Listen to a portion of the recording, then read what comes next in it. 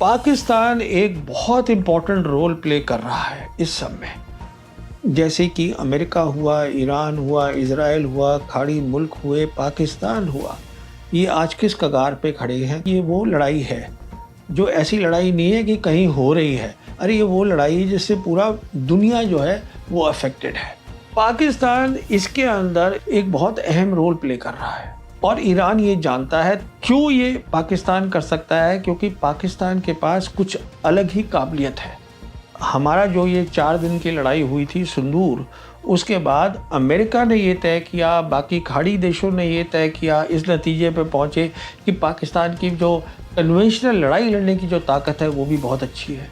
पाकिस्तान ने क्या किया है, खासतर Pakistan army chief field marshal Asim Munir, उन्होंने 4 ऐसे मुल्क ले लिए हैं जो खास मुल्क हैं वेस्ट एशिया में। तीसरा इंपॉर्टेंट रोल जो कि खास रोल है आर्मी चीफ पाकिस्तान का, आसिम मुनीर का, यहाँ से बात वो करता है ईरान के साथ और फिर टॉप लीडरशिप के साथ ईरान की, और उधर टॉप लीडरशिप अमेरिका की, प्रेसिडेंट ट्रंप, जेडी वैंस, इनसे सीधी बात होती है फील्ड मार्शल आसिम मुनीर खाड़ी युद्ध के बारे में, जिसको हम वेस्ट एशिया बोलते हैं, क्योंकि जहाँ वहाँ युद्ध है वहाँ उसमें 5 महीने पूरे हो गए हैं और अब वो 6ठे महीने में है। तो ये मेरी कोशिश है उसको बनाने की। तो सवाल ये पूछा जा रहा है आज वेस्ट एशिया में 5 महीने से लड़ाई चल रही थी। हम जानते हैं लड़ाई शुरू हुई थी 28 फरवरी को, जब अमेरिका और इजराइल ने धोखे के साथ ईरान पे हमला कर दिया था, और 2 दिन के अंदर अंदर 2 मार्च को ईरान ने जो स्ट्रेट ऑफ हर्मुज है, जहां से 20% दुनिया का तेल और गैस निकलती है, उसको बंद कर दिया। वो ईरान के कब्जे में है स्ट्रेट ऑफ हर्मुज। और हम ये भी जानते हैं कि ये लड़ाई इन पिछले 5 महीने में जो 28 फरवरी को शुरू हुई थी, 17 जून को अमेरिका राजी हो गया था ईरान से बातचीत करके एक एग्रीमेंट करने की, जिसको बोला जाता है मेमोरेंडम ऑफ अंडरस्टैंडिंग। देखिए, आप एग्रीमेंट तभी करते हैं किसी मुल्क के साथ जब आपको लगता है कि आपके पास लड़ाई करने के जो ऑप्शंस थे वो है ही नहीं। नहीं तो क्यों अमेरिका किसी ईरान के साथ, जो कि मिलिट्री ताकत में कम माना जाता है, उसके साथ बैठकर एग्रीमेंट करेगा। पर उसके बाद क्या हम जानते हैं, 15 जून को ये हुआ, पर फिर प्रेशर पड़ा बहुत सारा प्रेसिडेंट ट्रंप पे अमेरिका के अंदर, तो उन्होंने अपना ही साइन करा हुआ एग्रीमेंट खुद ही तोड़ दिया।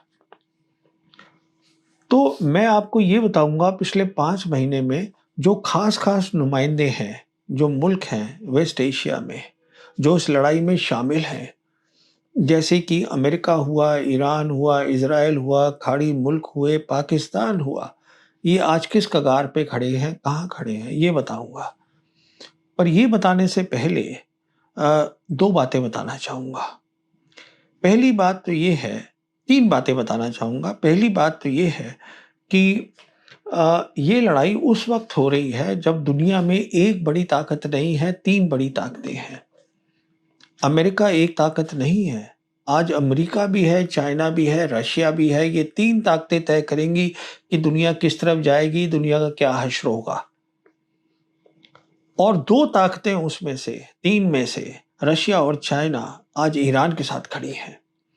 अरे ईरान के साथ तो बहुत सारे मुल्क खड़े हैं, और उसका सबूत ये है कि जब ईरान के सुप्रीम लीडर, जिसको धोखे से मारा गया था अमेरिकन और इजरायली की फोर्सेस ने, उनका अभी जो बुरियल हुआ था, फ्यूनरल हुआ था, उसमें 4 करोड़ लोग आए थे और दुनिया के बहुत हेड ऑफ गवर्नमेंट्स और प्राइम मिनिस्टर और प्रेसिडेंट सब आए थे।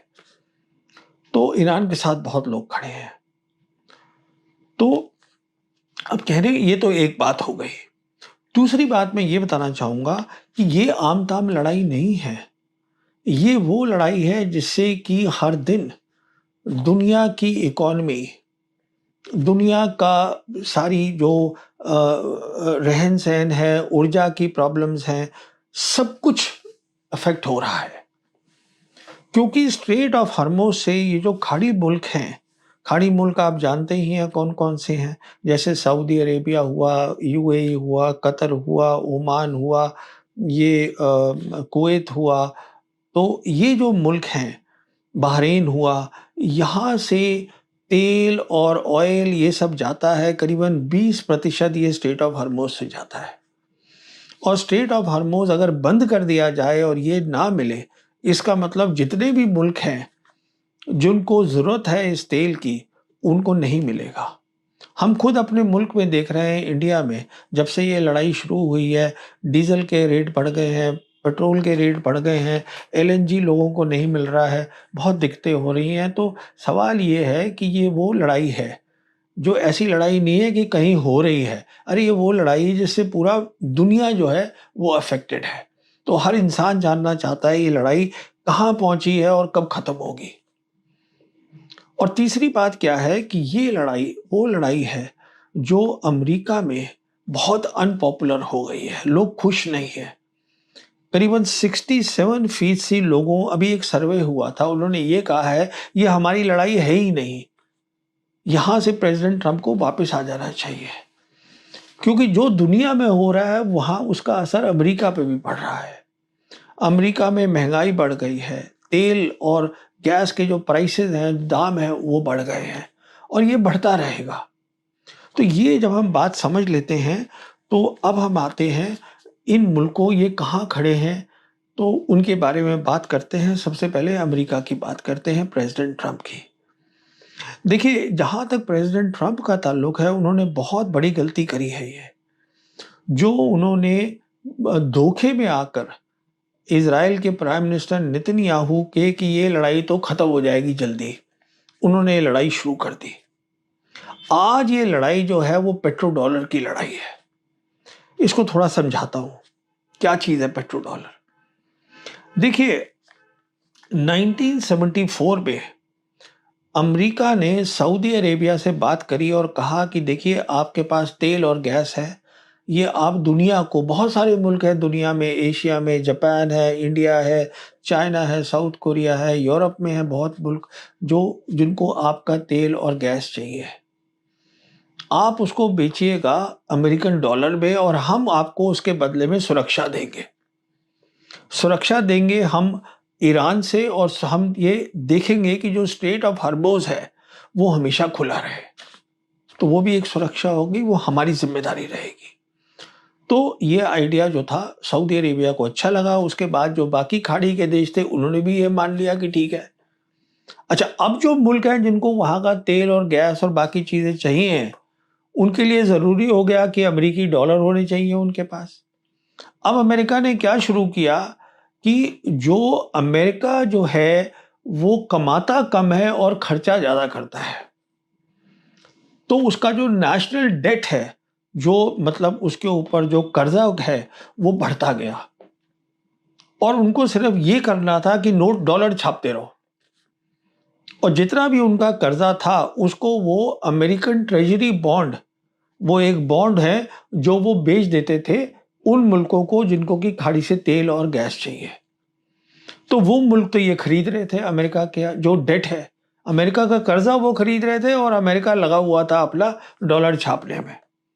ये सारा गेम था। तो अभी क्या हुआ है कि अगर अमेरिका इस स्ट्रेट ऑफ हॉर्मुज को नहीं खुलवा पाता तो बहुत बड़ी दिक्कत हो जाएगी। क्योंकि फिर ये जितनी भी मुल्क हैं खाड़ी के ये सोचेंगे कि अगर वो खोल ही नहीं सकते तुम, वो कब्जे में ईरान के ही है, तो हम जो है हम ईरान की बात क्यों ना मान लें।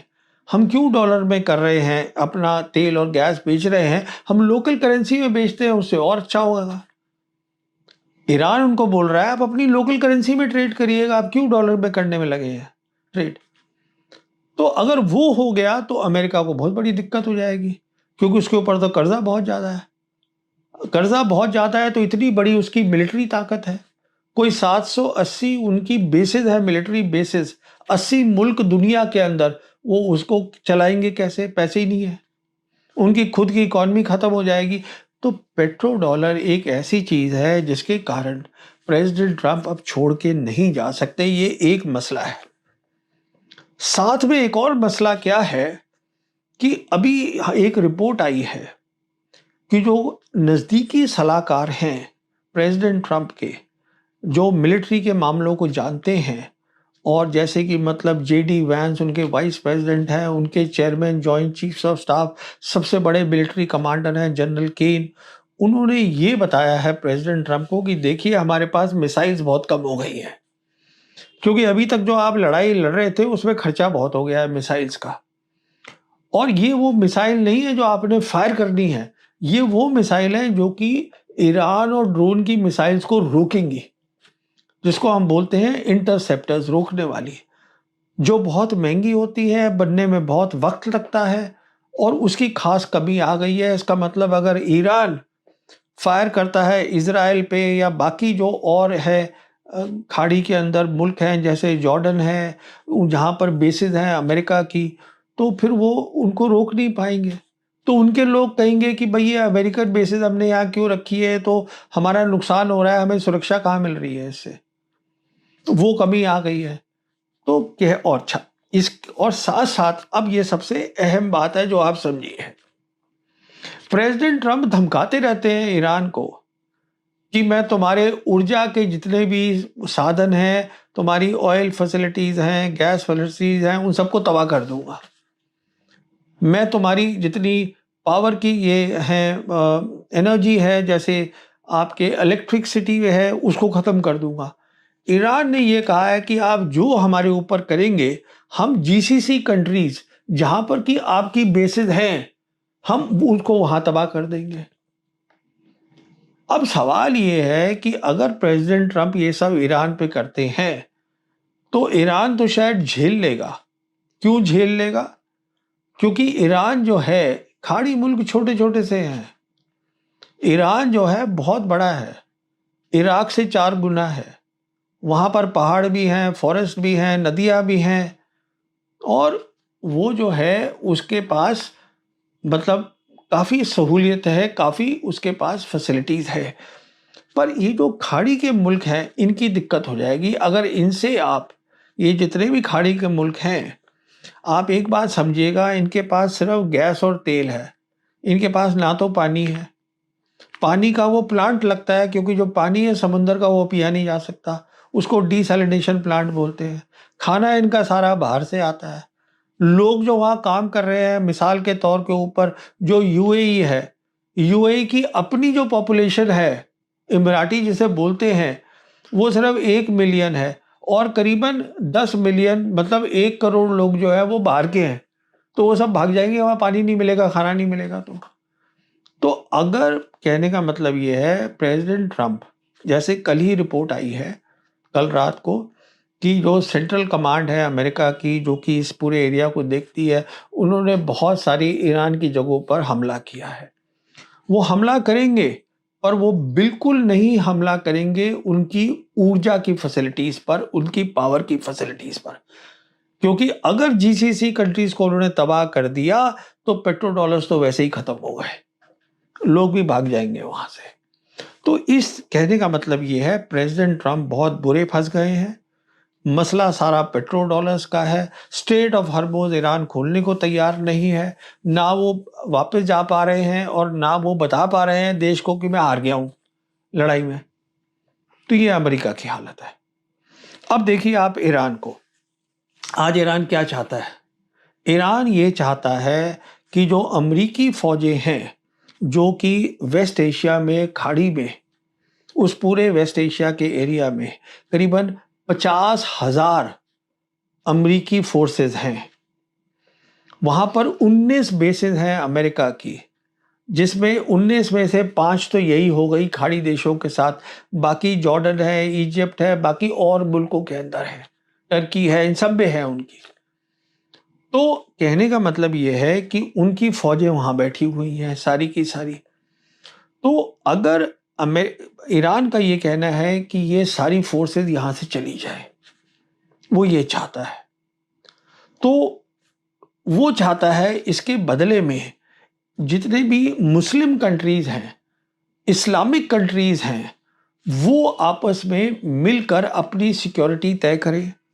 मिल के तय करें, जितने भी हमारे मसले होते हैं उनके हल क्या होंगे वो हम खुद तय करेंगे।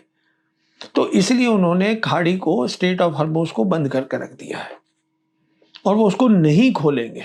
अभी एक रिपोर्ट आई थी कि स्ट्रेट ऑफ हॉर्मुज अगर आप देखिएगा तो 2 मुल्क हैं जो उसको चलाएंगे, एक है ईरान और दूसरी तरफ है ओमान। तो ये स्ट्रेट ऑफ हॉर्मुज में क्या है, ये पूरा एक पानी का वो है, वाटरवे है, जिसमें पर्शियन गल्फ है, स्ट्रेट ऑफ हॉर्मुज है और गल्फ ऑफ ओमान है। तो इसमें अंदर जो भी जहाज जाते हैं लेने के लिए तेल, गैस वगैरह, 2 रास्ते से जा सकते हैं। या तो वो जा सकते हैं ओमानी के रास्ते, कोस्ट के साथ-साथ, या जा सकते हैं ईरान कोस्ट के साथ-साथ। तो अभी जीसीसी कंट्रीज़ ने, खाड़ी मुल्कों ने ओमान से कहा, अमेरिका ने ओमान से कहा कि साहब आप ईरान से बात करिएगा और उनको एक आइडिया दीजिएगा। आइडिया ये दीजिएगा कि एक तो जो आप फ़ीस की बात कर रहे हैं, ईरान वहाँ फ़ीस लगाना चाहता है। तो आप फ़ीस मत लगाइएगा, जिसको अपनी मर्ज़ी से पैसे देने हैं वो दे दे।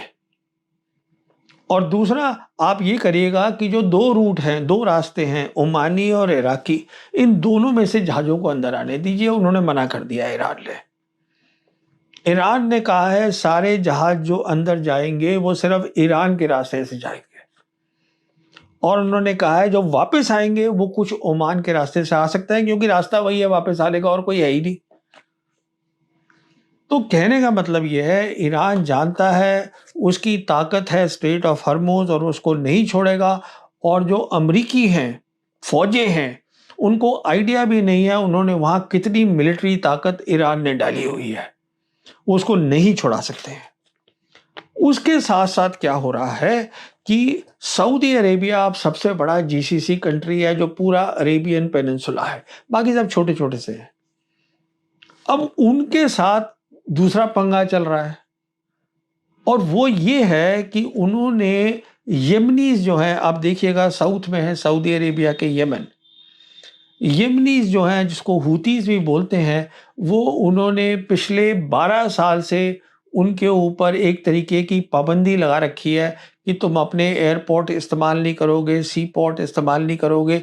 और येमनीज़ के पास ताकत है, जैसे स्ट्रेट ऑफ हॉर्मुज है उसी के साथ लगा हुआ रेड सी है, जहां से 12 से 15% दुनिया का ट्रेड होता है। और जहां से सऊदी का एक, जैसे सऊदी जो है वो स्ट्रेट ऑफ हॉर्मुज से भी तेल बेच सकता है, रेड सी से भी बेच सकता है, वहां भी एक जरिया है। उनका एक पोर्ट है याम्बू, वो उसका जैसे स्ट्रेट ऑफ हॉर्मुज है वैसे ही बलल मंदेब है, उसके साथ में वो उसको बंद कर सकता है येमनीस। तो कहने का मतलब ये है, उसके साथ पंगा ले लिया है। पंगा ये लिया है कि जब ईरान के सुप्रीम लीडर थे, उनका जब फ्यूनरल हुआ था, तो उन्होंने, ईरान ने एक अपना प्लेन, सिविल प्लेन भेजा था, यमनी भी उसमें आ जाए उसके लिए, फ्यूनरल के लिए। तो वो आ गए, जब वो वापस जा रहे थे, जो उनका एयरपोर्ट था उसको उन्होंने उड़ा दिया सऊदीज ने। तो ईरानियन ने ये कह दिया कि अब जो रेड सी है वहां से सऊदी का कोई भी हम टैंकर नहीं जाने देंगे, उन्होंने वो बंद कर दिया पकड़ के। तो अब जो है वो सऊदी का वहां पर पंगा खड़ा हो गया। साथ साथ क्या है, सऊदी अब एक और गलती क्या कर बैठा है कि अमेरिका के साथ मिलके, ये अभी की खबर है 2 दिन पहले की, उन्होंने क्या किया है, इराक, इराक जो है वहां पर शिया पॉपुलेशन है, ईरान भी शिया मुल्क है। तो वहां पर उनकी फोर्सेस हैं जिसको कहते हैं पॉपुलर मिलिट्री फोर्स। ये मिलिशिया है, रेगुलर आर्मी नहीं है, बट ये वो आर्मी है जो इराकी प्रधानमंत्री के अंडर काम करती है, तो एक तरीके की रेगुलर ही हो गई। उनके ठिकानों पे इन दोनों ने मिलके अटैक कर दिया। तो उन्होंने उसके उसके रिटर्न में ईरानियों ने क्या किया, उन्होंने कहा अच्छा हम बताते हैं तुम्हें। उन्होंने जॉर्डन में जहां अमेरिका की बेसेस हैं उस पर अटैक कर दिया। तो अब ये जो अटैक है ये दोनों तरफ से चल रहा है। अब सऊदीज घबरा गए हैं। अभी सऊदी का जो डिफेंस मिनिस्टर था वो गया अमेरिका, वो व्हाइट हाउस में वाइस प्रेसिडेंट जेडी वैंस को मिला, उसके बाद फिर प्रेसिडेंट ट्रंप को मिला और उसको बोला कि साहब ये लड़ाई जो है आप ख़त्म करवाइएगा। अब लड़ाई कैसे ख़त्म हो जाएगी, ये तो बढ़ रही है। तो ये कहने का मतलब ये है, ईरान एक बहुत बड़ी अच्छी पोजीशन में है आज उसने बहुत सालों तक, डेकेड्स तक ये तैयारी करी है। उसकी जो मिसाइल सिटीज़ हैं वो सब अंडरग्राउंड है। ऊपर जो भी है वो सिविल इंफ्रास्ट्रक्चर है और उसके बाद लोग रहते हैं, सब कुछ मिलिट्री अंडरग्राउंड है। पूरी मदद मिल रही है उसको, चीन से भी मिल रही है, रशिया से भी मिल रही है। वहाँ वो मिसाइल्स बना भी रहा है, ड्रोन्स भी बना रहा है। तो वो एक लंबी लड़ाई के लिए तैयार है। और जहाँ तक जैसे मैंने आपको बताया, जो वक्त है वो आज ईरान के साथ खड़ा है, वक्त ट्रंप के साथ नहीं है, क्योंकि ट्रंप की घर में बहुत प्रॉब्लम्स हो रही हैं। तो ये तो मसला हो गया ईरान का, बहुत अच्छी पोजीशन पे है। अब आप आइए इजराइल में। इजराइल जो है वो सबसे बड़ी ये प्रॉब्लम की जड़ इजराइल है, क्योंकि इजराइल का हमेशा ये रहा है सोच कि किस तरीके से ईरान को हराया जाए। जो ईरान नहीं हार पा रहा है, उन्होंने बाकी और जो मुल्क हैं उनको सबको शिकस्त दे के वो चाहते हैं कि पूरा एरिया जो है वो अब एक इजराइल बन जाए। कब्जा करना चाहते हैं हर जगह पर। ग्रेटर इजराइल, इजराइल ड्रीम है एक उनकी, ज़ायनिस्ट की, जो ये सोचते हैं कि हमें बढ़ना है। तो सारी प्रॉब्लम की जड़ ये है। तो जहाँ तक इनका ताल्लुक है, अभी इजराइल के प्राइम मिनिस्टर नेतन्याहू अभी एक दिन पहले प्रेसिडेंट ट्रंप को मिले थे व्हाइट हाउस में, और उन्होंने कहा है कि वो मान गए हैं प्रेसिडेंट ट्रंप की, मैं तुम्हें पूरा जो है तुम्हारे साथ मैं कोऑपरेट करूंगा और हम मिलके काम करेंगे। और उनका तो प्रायोरिटी अलग है। उनकी प्रायोरिटी ये थोड़ा है कि हरबोज खुले, उनकी प्रायोरिटी ये थोड़ा है कि पेट्रो डॉलर्स हो। उनकी प्रायोरिटी ये है कि ईरान के पास न्यूक्लियर वेपन नहीं होना चाहिए, क्योंकि अगर ईरान के पास न्यूक्लियर वेपन है तो इसका मतलब ये है कि ईरान शिकस्त कभी हो ही नहीं पाएगा। क्योंकि उन्होंने ऑलरेडी कोशिश कर ली, जब 28 फरवरी को लड़ाई शुरू करी थी तो क्या लड़ाई थी वो, ये थी कि 28 फरवरी को जो टॉप लीडरशिप थी ईरान की उसको मार दिया। ईरान जो इजराइल है, उनकी स्पेशलिटी ये है, मोसाद जो उनकी एजेंसी है, स्पाई एजेंसी जो है, इंटेलिजेंस एजेंसी, वो पता लगाती है कौन सा लीडर कहाँ है। वो लीडर को मार दिया। उन्होंने सोचा था लीडर मर जाएंगे तो उसके बाद क्या होगा, ये पूरा मुल्क जो है वो खत्म हो जाएगा। वो तो हुआ नहीं।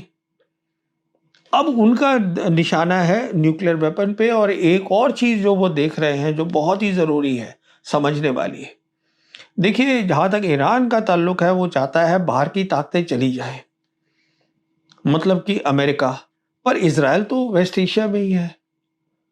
तो अब एक बात और क्या हुई है कि जो इस साल जो अमेरिका का जो पेंटागन है, जो कि मिलिट्री हेडक्वार्टर्स है, उसका बजट है, उस बजट के साथ साथ एक लाइन और है, और वो ये है कि वेस्ट एशिया के लिए अमेरिका और इजराइल की जो फोर्सेस हैं वो मिलके काम करें।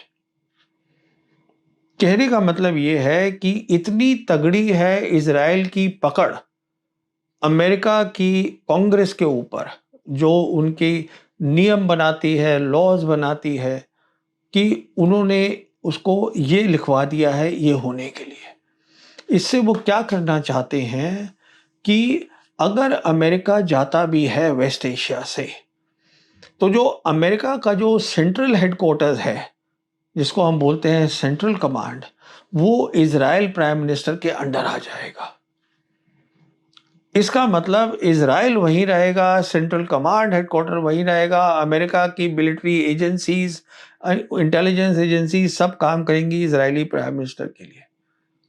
तो ये वो आगे की सोच रहे हैं कि इजरायली नेतन्याहू की किस तरीके से मैं जो है, अमेरिका अगर निकल भी जाता है यहाँ से, फिर भी अमेरिका की मिलिट्री इंटेलिजेंस ताकत मेरे हाथ में रहे। तो ये इनका मसला है, वो बिल्कुल अलग है।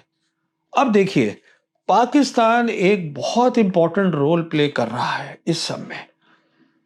पाकिस्तान 4 चीजें कर रहा है जिसको मैं समझाना चाहता हूं, क्योंकि जो चीज ग्राउंड पे हो रही है उसको आप झुठला नहीं सकते हैं। पहली बात, जैसे मैंने आपसे बताया कि ईरान चाहता है कि जो अमेरिका यहाँ से अगर निकल जाता है तो हमारे पास इस्लामिक एक तरीका होना चाहिए, जिसको हम बोलते हैं इस्लामिक फ्रेमवर्क, जिसके तहत जो है, जो इस्लामिक कंट्रीज वहाँ हैं और सारी हैं, तो उनके जो मसले हैं हम आपस में हल कर लें, जिसको हम बोलते हैं कलेक्टिव सिक्योरिटी। हमें लड़ाई करने की ज़रूरत नहीं है, हमें लड़ाई सिर्फ़ बाहर की ताकत से करनी है, अंदर जो है हम बातचीत कर लें। पाकिस्तान इसके अंदर इस्लामिक फ्रेम जो रीजनल फ्रेमवर्क है जिसको मैं इस्लामिक फ्रेमवर्क बता रहा हूँ, एक बहुत अहम रोल प्ले कर रहा है। और ईरान ये जानता है, तभी ईरान ने जो अपना मेमोरेंडम ऑफ अंडरस्टैंडिंग जो मैंने बताया 17 जून को साइन किया था अमेरिका के साथ, उसका नाम ही रख दिया है Islamabad MOU, memorandum of understanding. क्यों ये पाकिस्तान कर सकता है?